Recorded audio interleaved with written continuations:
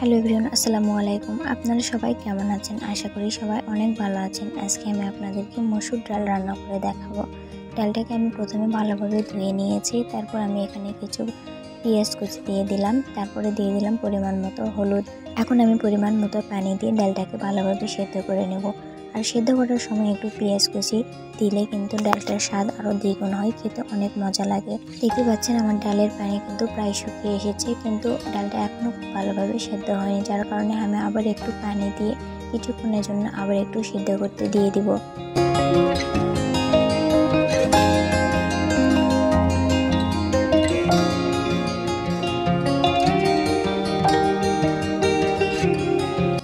আবার কিছুক্ষণ একটু আমি সিদ্ধ করে নিয়েছি। এখন দেখতে পাচ্ছেন ডালটা কিন্তু অনেকটা সিদ্ধ হয়ে গিয়েছে। এই মুহূর্তে আমি একটা ডাল ঘাটুনি দিয়ে একটু ডালটাকে ভালোভাবে ঘেটে নেব, যাতে কোনো গোটা গোটা অংশ না থাকে।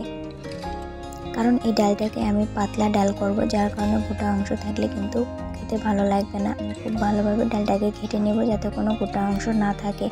তারপরে আমি এখানে পরিমাণ মতো পানি দিয়ে দিয়েছি, আর আগে তো আমি হলুদ দিয়ে দিয়েছি।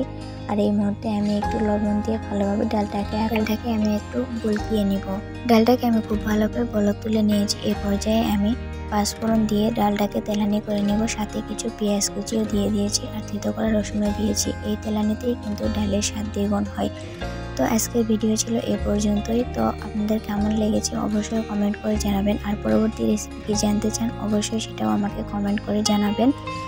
তো আমার চ্যানেলটা যাদের কাছে নতুন তারা অবশ্যই আমার চ্যানেলটা সাবস্ক্রাইব করে আমার সাথেই থাকবেন। পরবর্তী ভিডিও দেখার জন্য সবাইকে আমন্ত্রণ রইল। সবাই ভালো থাকবেন, সুস্থ থাকবেন। দেখা হবে নতুন আবার একটি ভিডিওতে। আল্লাহ হাফেজ।